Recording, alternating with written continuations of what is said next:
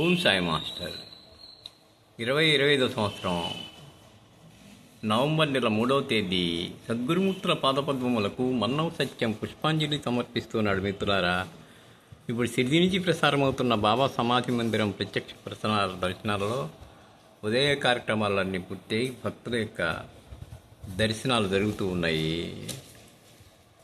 సమాధి మందిరంలో చక్కటి బాబా పాటలు వినిపిస్తూ ఉన్నారు.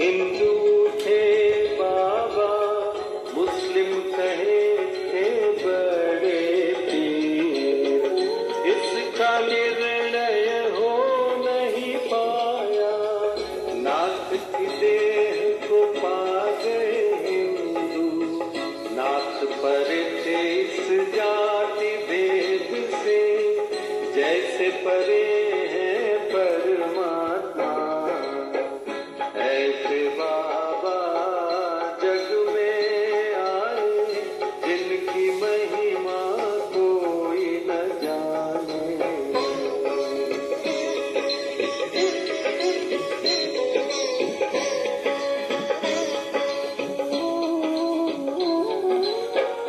हिंदू मुस्लिम सिख ईसाई ने अद्भुत समाधि बनाई,